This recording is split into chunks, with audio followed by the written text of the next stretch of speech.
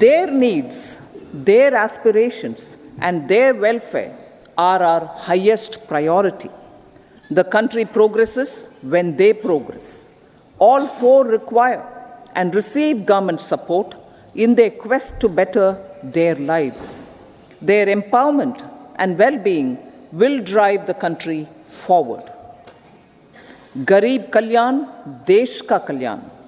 We believe in empowering the poor. The earlier approach of tackling poverty through entitlements had resulted in very modest outcomes.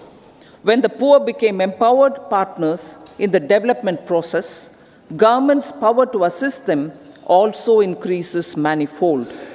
With the pursuit of Sabka Saath, in these 10 years, the government has assisted 25 crore people to get freedom from multi-dimensional poverty.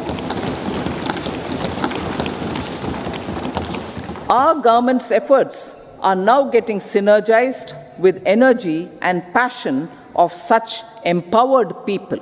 This is truly elevating them from poverty. Direct benefit transfer of 34 lakh crore rupees from the government using PM Jan Dhan accounts has led to savings of 2.7 lakh crores of rupees for the government. This savings has been realized through avoidance of leakages prevalent earlier. The savings have helped in providing more funds for Garib Kalyan.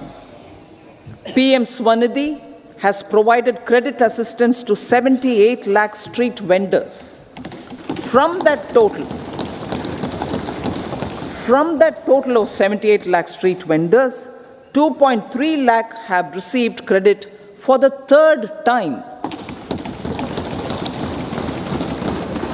PM Janman Yojana reaches out to the particularly vulnerable tribal groups who have remained outside the realm of development so far.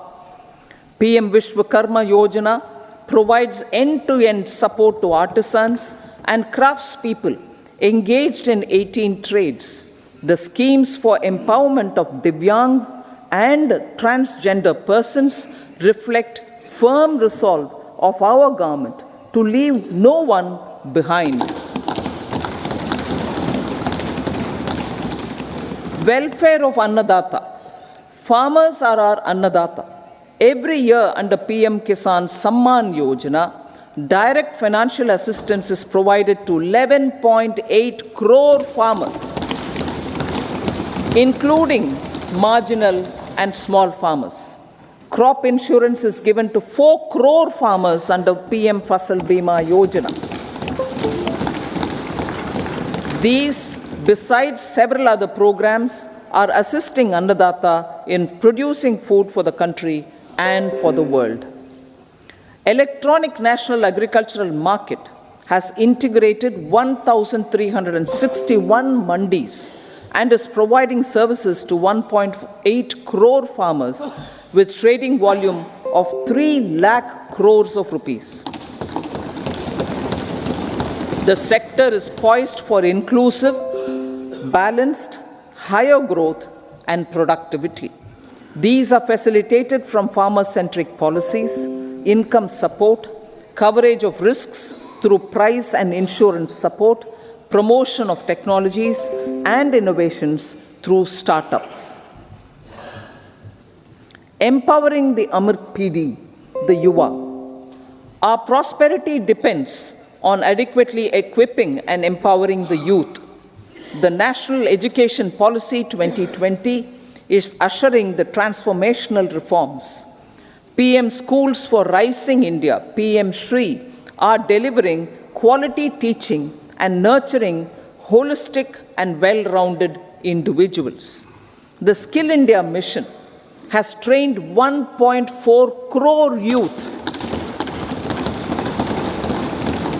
upskilled and reskilled 54 lakh youth, and established 3,000 new ITIs.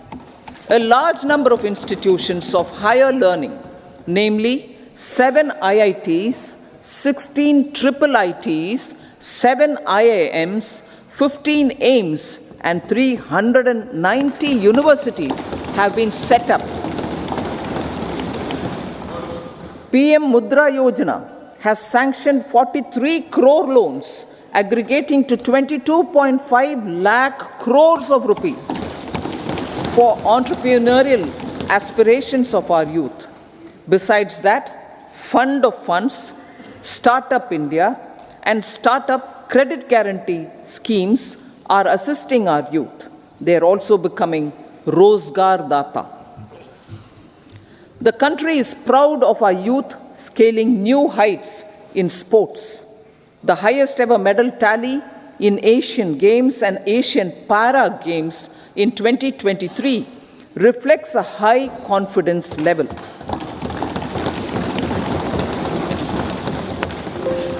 Chess prodigy and our #1 ranked player Pragnananda put up a stiff fight against the reigning world champion Magnus Carlsen in 2023.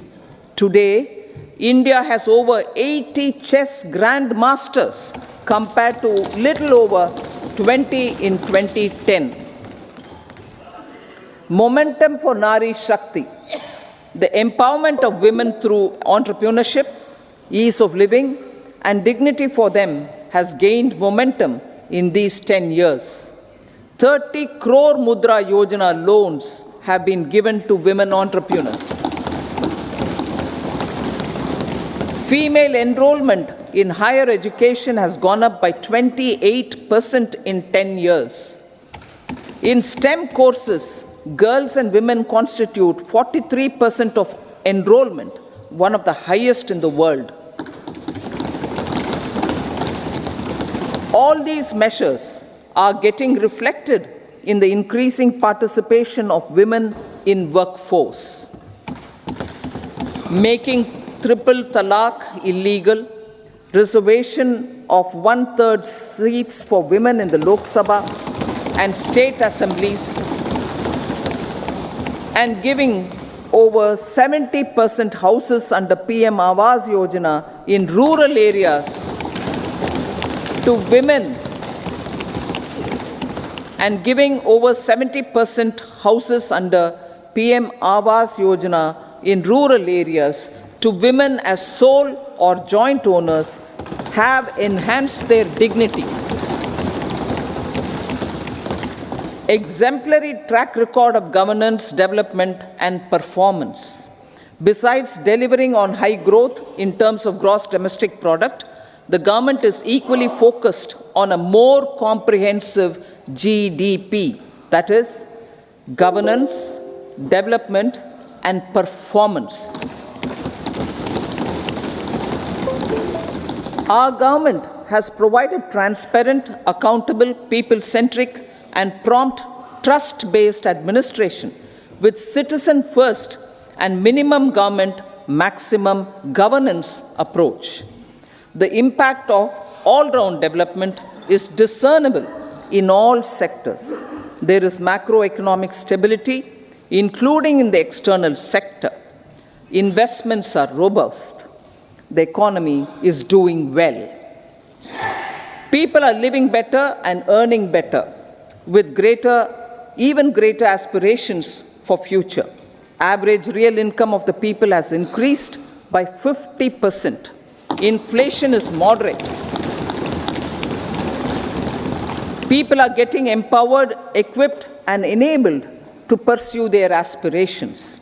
There is effective and timely delivery of programs and of large projects. Economic management.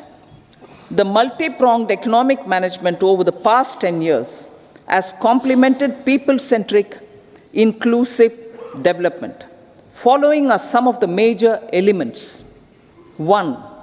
All forms of infrastructure, physical, digital, or social, are being built in record time.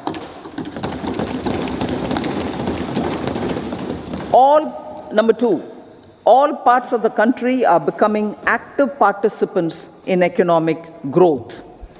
Number 3, digital public infrastructure, a new factor of production, as if in the 21st century is instrumental in formalization of the economy.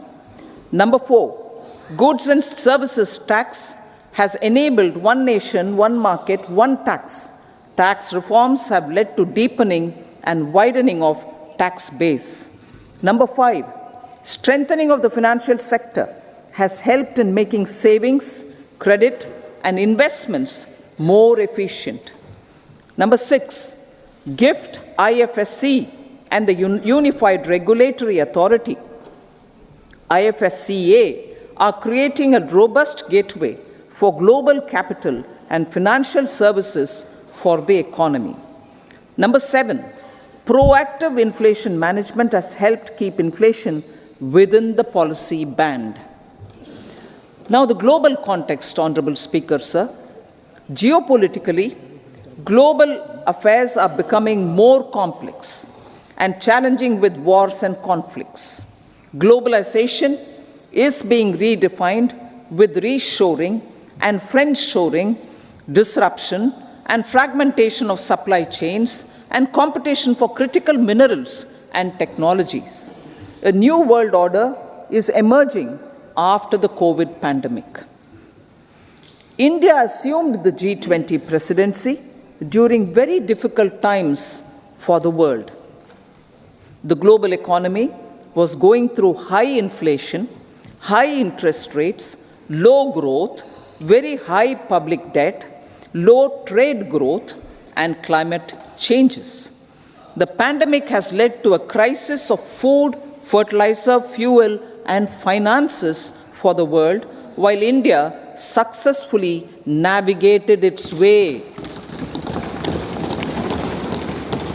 The country showed the way forward and built consensus on solutions for those global problems. The recently announced India-Middle East-Europe economic corridor is a strategic and economic game changer for India and others. In the words of Honorable Prime Minister, the corridor, and I quote, will become the basis of world trade for hundreds of years to come, and history will remember that this corridor was initiated on Indian soil, unquote. Vision for Vikasit Bharat. Our vision for Vikasit Bharat is that of prosperous Bharat in harmony with nature, with modern infrastructure, and providing opportunities for all citizens and all regions to reach their potential. With confidence arising from strong and exemplary track record of performance and progress, earning Sabka Vishwas, the next 5 years will be years of unprecedented development and golden moments to realize the dream of developed India by 2047. The trinity of demography, democracy, and diversity, backed by Sabka Prayas, has the potential to fulfill aspirations of every Indian. As Honorable Prime Minister in his Independence Day address to the nation mentioned, I quote, there is no dearth of opportunities, as many opportunities as we want. The country is capable of creating more opportunities. Sky is the limit, unquote. Strategy for Amrit Kal. Our government will adopt economic policies that foster and sustain growth, facilitate inclusive and sustainable development, improve productivity, create opportunities for all, help them enhance their capabilities, and contribute to generation of resources to power investments and fulfill aspirations. Guided by the principle, reform, perform, and transform, the government will take up next generation reforms and build consensus with the states and stakeholders for effective implementation. It is an important policy priority for our government to ensure timely and adequate finances, relevant technologies, and appropriate training for the micro, small, and medium enterprises, MSMEs, to grow and also compete globally. Orienting the regulatory environment to facilitate their growth will be an important element of this policy mix. Aligning with the Panchamrit goals, our government will facilitate sustaining high and more resource-efficient economic growth. This will work towards energy security in terms of availability, accessibility, and affordability. For meeting the investment needs, our government will prepare the financial sector in terms of size, capacity, skills, and regulatory framework. Aspirational Districts Program. Our government stands ready to assist the states in faster development of aspirational districts and blocks, including generation of ample economic opportunities. Development of the East. Our government will pay utmost attention to make the eastern region and its people a powerful driver of India's growth. PM Awas Yojana Gramin. Despite the challenges due to COVID, implementation of PM Awas Yojana Gramin continued, and we are close to achieving the target of 3 crore houses. 2 crore more houses will be taken up in the next 5 years to meet the requirement arising from increase in the number of families. Rooftop solarization and Muft Bijli. Through rooftop solarization, 1 crore households will be enabled to obtain up to 300 units free electricity every month. This scheme follows the resolve of Honorable Prime Minister on the historic day of consecration of Sri Ram Mandir in Ayodhya. Following benefits are expected. Savings up to 15 to 18,000 rupees annually for households from free solar electricity and selling the surplus to the distribution companies. Charging of electric vehicles. Entrepreneurship opportunities for a large number of vendors for supply and installation. Employment opportunities for the youth with technical skills in manufacturing, installation, and maintenance. Housing for middle class.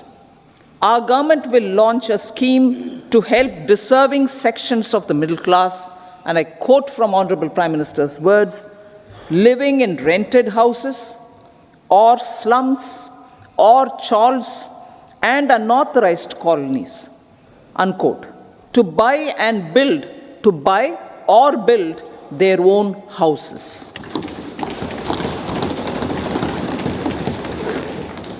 Medical colleges. Several youth are ambitious to get qualified as doctors. They aim to serve our people through improved healthcare services. Our government plans to set up more medical colleges by utilizing the existing hospital infrastructure under various departments.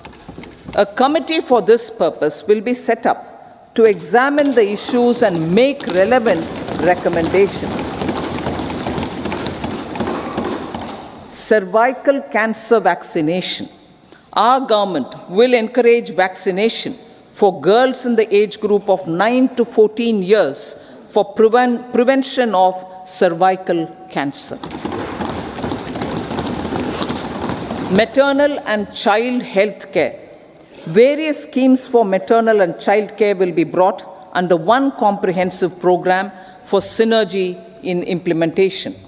Upgradation of Anganwadi centers under Saksham Anganwadi and Poshan 2.0 will be expedited for improved nutrition delivery, early childhood care, and development. The newly designed You Win platform for managing immunization and intensified efforts of Mission Indradhanush will be rolled out expeditiously throughout the country. Ayushman Bharat. Healthcare cover under Ayushman Bharat scheme will be extended to all ASHA workers, to all Anganwadi workers and helpers. Agriculture and food processing. The efforts of value addition in agriculture sector and boosting farmers' incomes will be stepped up. Pradhan Mantri Kisan Sampada Yojana has benefited 38 lakh farmers and generated 10 lakh employment. Pradhan Mantri Formalization of Micro Food Processing Enterprises Yojana has assisted 2.4 lakh SHGs and 60,000 individuals with credit linkages. Other schemes are complementing the efforts for reducing post-harvest losses and improving productivity and incomes.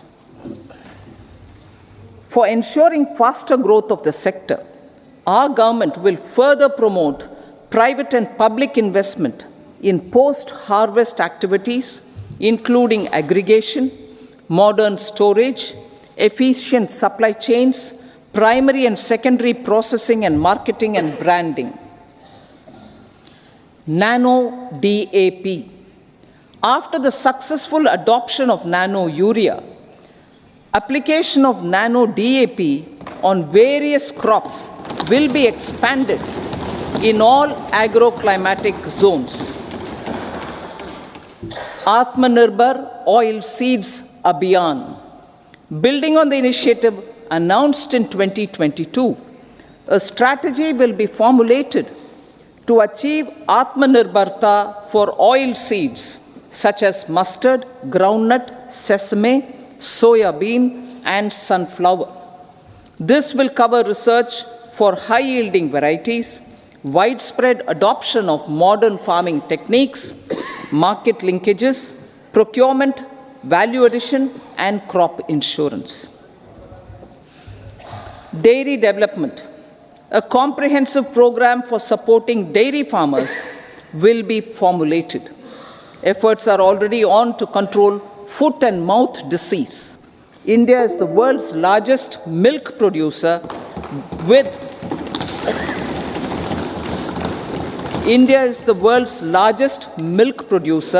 but with low productivity of milch animals. The program will be built on the success of existing schemes such as Rashtriya Gokul Mission, National Livestock Mission, and infrastructure development funds for dairy processing and animal husbandry. Matsya Sampada. It was a government which set up a separate department for fisheries, realizing the importance of assisting fishermen. This has resulted in doubling of both inland and aquaculture production. Seafood exports since 2013-14 has also doubled. Implementation of Pradhan Mantri Matsya Sampada Yojana will be stepped up to 1. Enhance aquaculture productivity from existing 3 to 5 tons per hectare. 2. Double exports to 1 lakh crore rupees, and 3. Generate 55 lakh employment opportunities in the near future. 5 integrated aqua parks will also be set up. Lakpati Didi.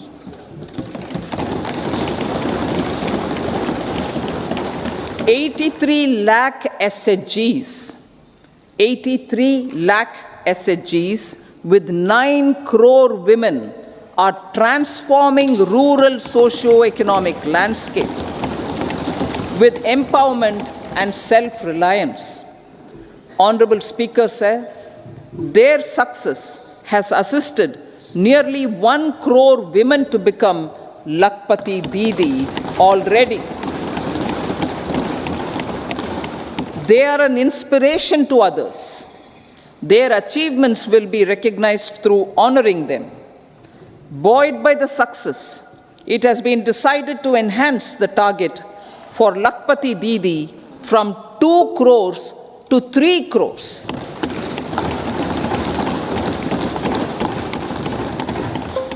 Technological changes, new age technologies and data are changing the lives of people and businesses. They are also enabling new economic opportunities and facilitating provision of high-quality services at affordable prices for all, including those at the bottom of the pyramid. Opportunities for India at the global level are expanding.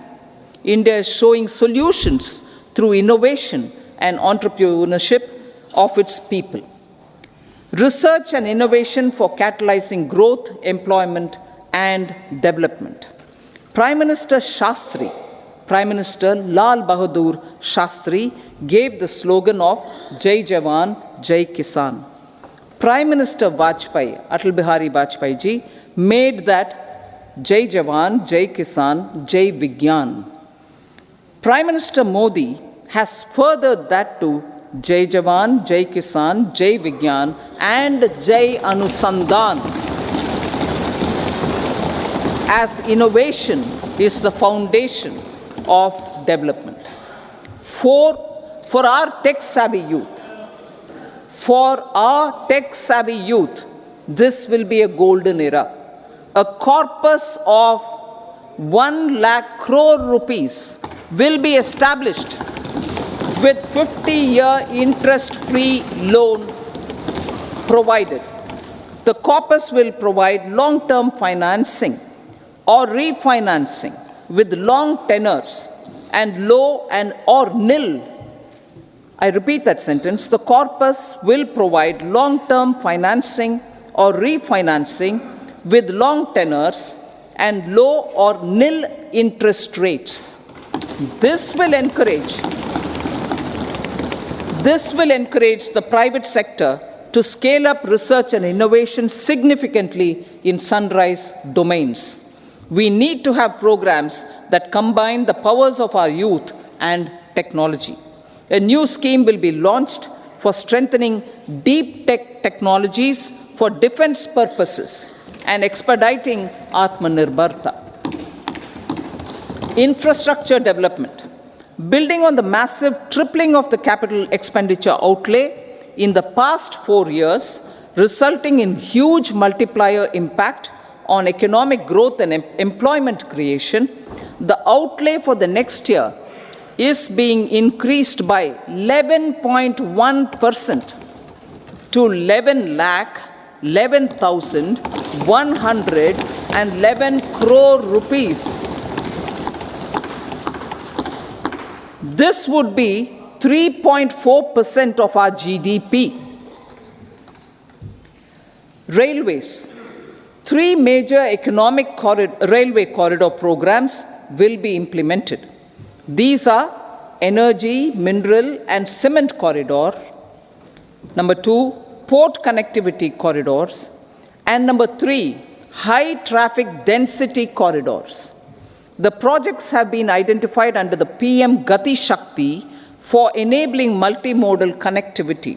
They will improve logistics efficiency and reduce cost. The resultant decongestion of the high traffic corridors will also help in improving operations of passenger trains, resulting in safety and higher travel speed for passengers. Together with dedicated freight corridors, these 3 economic corridor programs will accelerate our GDP growth and reduce logistic costs.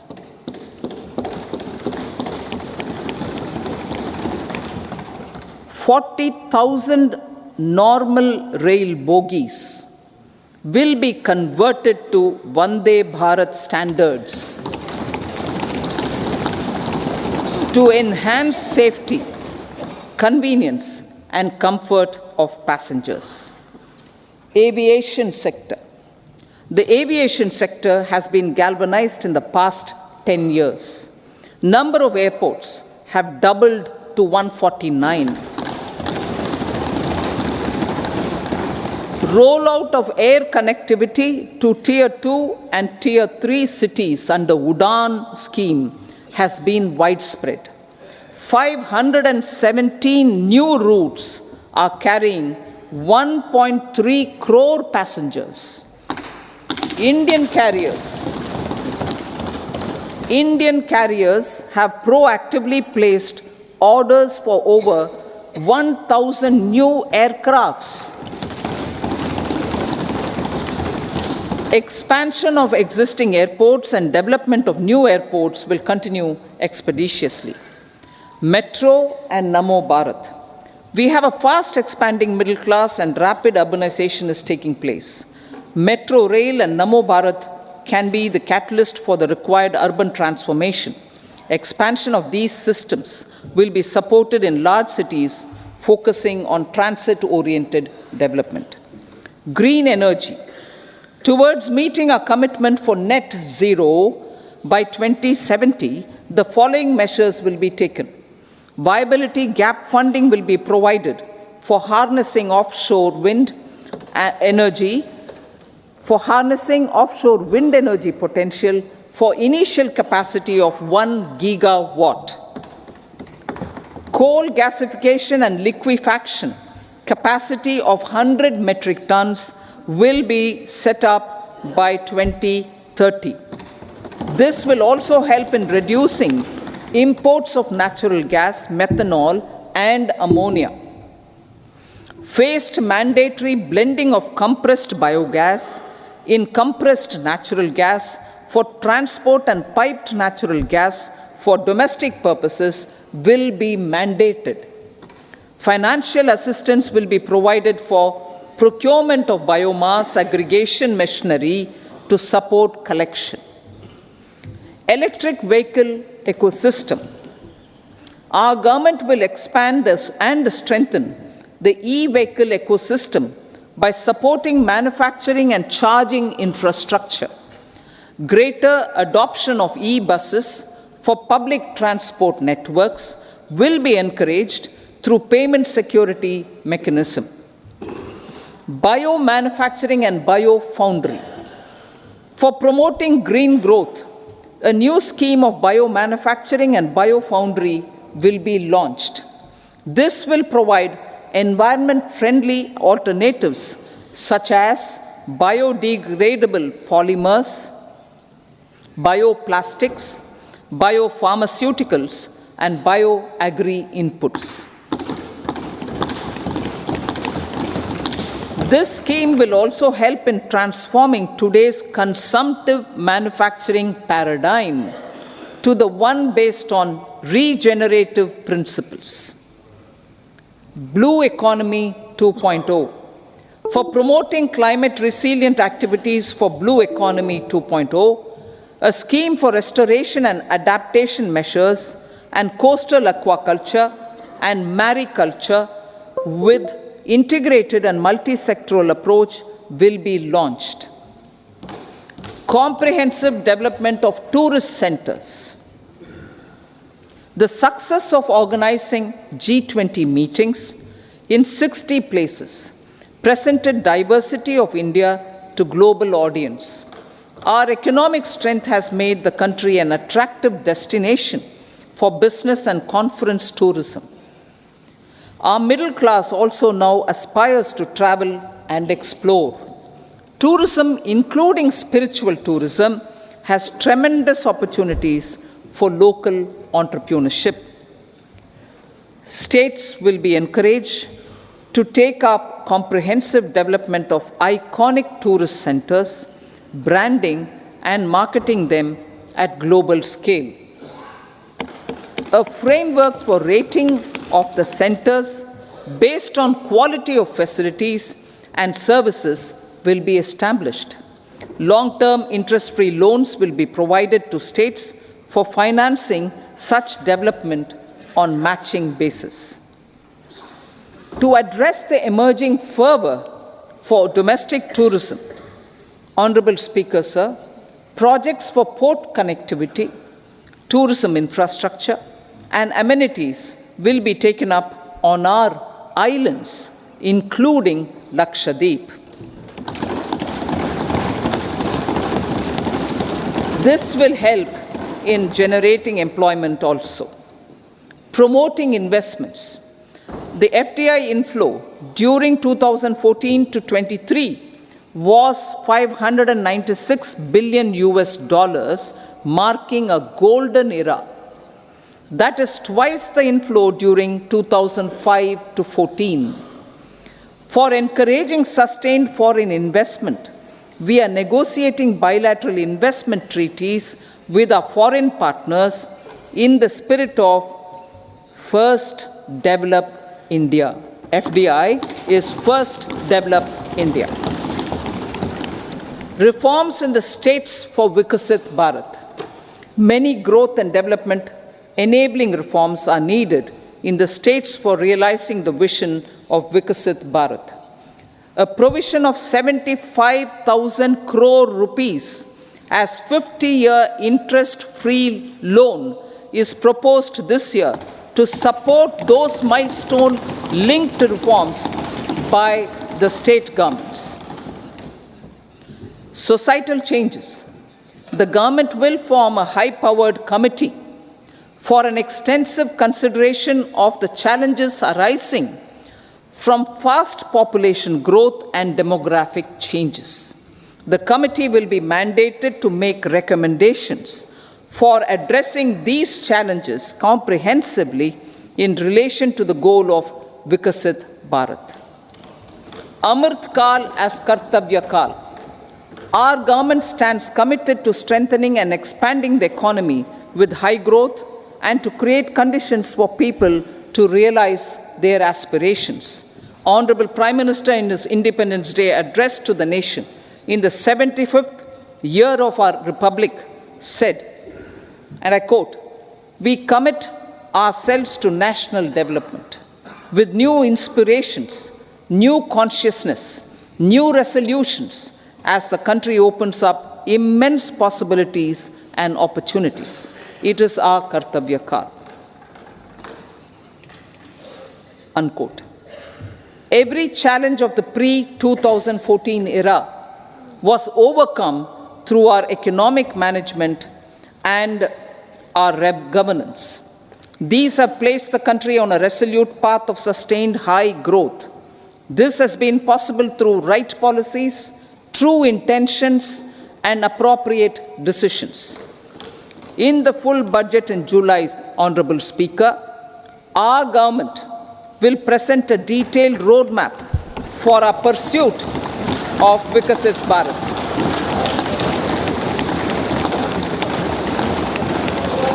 Revised estimates. Revised estimates of 2023-24. The revised estimate of the total receipts other than borrowings is 27.56 lakh crores of rupees, of which the tax receipts are 23.24 lakh crore rupees. The revised estimate of total expenditure is 44.90 lakh crore rupees. The revenue receipts at 30.03 lakh crore rupees are expected to be higher than the budget estimate, reflecting strong growth momentum and formalization in the economy. The revised estimate of the fiscal deficit is 5.8% of GDP, improving on the budget estimate, notwithstanding moderation in the nominal growth estimates. Budget estimates for 2024-25. Coming to the year 2024-25, the total receipts other than borrowings and total expenditure are estimated at 30.80 and 47.66 lakh crore rupees respectively. The tax receipts are estimated at 26.02 lakh crore rupees. The scheme of 50-year interest-free loan for capital expenditure to states will be continued this year with an outlay of 1.3 lakh crore rupees. We continue on the path of fiscal consolidation. As announced in my budget speech, of 2021-22 to reduce fiscal deficit below 4.5% by 25-26. The fiscal deficit in 2024-25 is estimated to be 5.1% of GDP, adhering to that path. So the gross and net market borrowings through dated securities during 24-25 are estimated at 14.13 lakh crore rupees and 11.75 lakh crore respectively. Both will be less than that in 23-24. Now that the private investments are happening at scale, the lower borrowings by the central government will facilitate larger availability of credit for the private sector. Vote on account. I'll be seeking vote on account approval of the Parliament through the appropriation bill for a part of the financial year 2024-25. I will now move to Part B.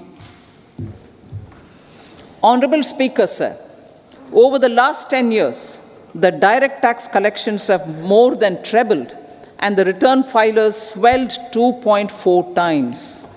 I would like to assure the taxpayers that their contributions have been used wisely for the development of the country and welfare of its people. I appreciate the taxpayers for their continued support. The government has reduced and rationalized tax rates. Under the new tax scheme, there is now no tax liability for taxpayers with income up to 7 lakh rupees, up from 2.2 lakh rupees in the financial year 2013-14. The threshold for presumptive taxation for retail businesses was increased from 2 crores to 3 crores. Similarly, the threshold for professionals eligible for presumptive taxation was increased from 50 lakh rupees to 75 lakh rupees. Also, corporate tax rate was decreased from 30% to 22% for existing domestic companies and to 15% for certain new manufacturing companies. Honorable Speaker, sir, in the last 5 years, our focus has been to improve taxpayer services. The age-old jurisdiction-based assessment system was transformed with the introduction of faceless assessment and appeal, thereby imparting greater efficiency, transparency, and accountability. Introduction of updated income tax returns, a new Form 26AS, and pre-filling of tax returns have made filing of tax returns simpler and easier. Average processing time of returns has been reduced from 93 days in the year 2013-14 to a mere 10 days this year, thereby making refunds faster. Indirect taxation. By unifying the highly fragmented indirect tax regime in India, the GST has reduced the compliance burden on trade and industry. The industry has acknowledged the benefits of GST. According to a recent survey conducted by a leading consulting firm, 94% of industry leaders view the transition to GST as largely positive. According to 80% of the respondents, it has led to supply chain optimization, as elimination of tax arbitrage and octroi has resulted in disbanding of checkposts at the state and city boundaries. At the same time, tax base of GST more than doubled, and the average monthly gross GST collection has almost doubled to 1.66 lakh crores this year. States too have benefited. States' SGST revenue, including compensation released to states in the post-GST period of 2017-18 to 2022-23, has achieved a buoyancy of 1.22. In contrast, the tax buoyancy of state revenues from subsumed taxes in the pre-GST four-year period of 2012-13 to 2015-16 was a mere 0.72. The biggest beneficiaries are consumers, as reduction in logistic cost and taxes have brought down prices of most goods and services. We have taken a number of steps in customs to facilitate international trade. As a result, the import release time declined by 47% to 71 hours at inland container depots, by 28% to 44 hours at air cargo complexes, and by 27% to 85 hours at seaports over the last 4 years since 2019, when the national time release studies were first started. Tax proposals. As for tax proposals, in keeping with the convention, I do not propose to make any changes relating to taxation and propose to retain the same tax rates for direct and indirect taxes, including import duties. However, certain tax benefits to startups and investments made by sovereign wealth or pension funds, as also tax exemption on certain income of some IFSC units, are expiring on 31/3/2024. To provide continuity in taxation, I propose to extend the date to 31/3/2025. Moreover, in line with our government's vision to improve ease of living and ease of doing business, I wish to make an announcement to improve taxpayers' services. There are a large number of petty, non-verified, non-reconciled, or disputed direct tax demands, many of them dating as far back as 1962, which continue to remain on the books, causing anxiety to honest taxpayers and hindering refunds of subsequent years. Honorable Speaker, sir, I propose to withdraw such outstanding direct tax demands up to 25,000 rupees pertaining to the period up to financial year 2009-10 and up to 10,000 rupees for financial years 2010-11 to 2014-15. This is expected to benefit about 1 crore taxpayers. 1 crore taxpayers would benefit out of this. Economy then and now. In 2014, when our government assumed the reins, the responsibility to mend the economy step by step and to put the governance systems in order was enormous. The need of the hour was to give hope to the people, to attract investments, and to build support for the much-needed reforms. The government did that successfully, following a strong belief of nation first. The crisis of those years has been overcome, and the economy has been put firmly on a high, sustainable growth path with all-round development. It is now appropriate to look at where we were then. I repeat, it is now appropriate to look at where we were then till 2014 and where we are now, only for the purpose of drawing lessons from the mismanagement of those years. The government will lay a white paper on table of the House.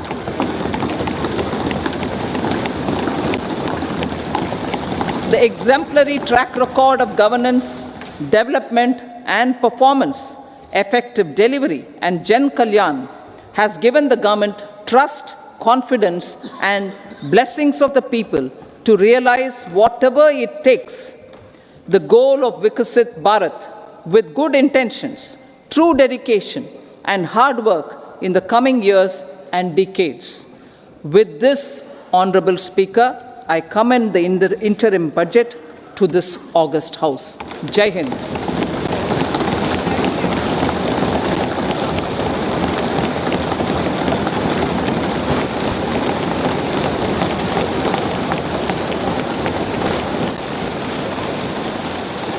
Item number 2, Shrimati Nirmala Sitharaman ji.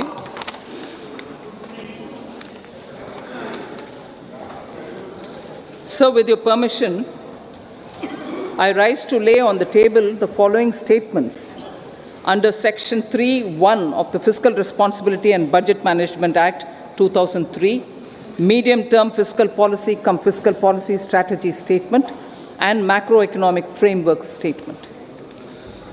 Item number 3, Shrimati Nirmala Sitharaman ji. Sir, with your permission, I rise to move for leave to introduce the Finance Bill 2024. प्रश्न ये है कि विधेयक को पुनर्स्थापित करने की अनुमति प्रदान की जाए। जो सदस्य इसके पक्ष में हाँ कहें, जो सदस्य विरोध में ना कहें। मेरे विचार में निर्णय हाँ वालों के पक्ष हुआ। हाँ वालों के पक्ष हुआ। माननीय मंत्री जी, विधेयक को पुनर्स्थापित करें। Sir, I introduce the bill. सभा की कार्रवाई शुक्रवार दिनांक 2 फरवरी 2024 को प्राप्त 11 बजे तक के लिए स्थगित की जाती है।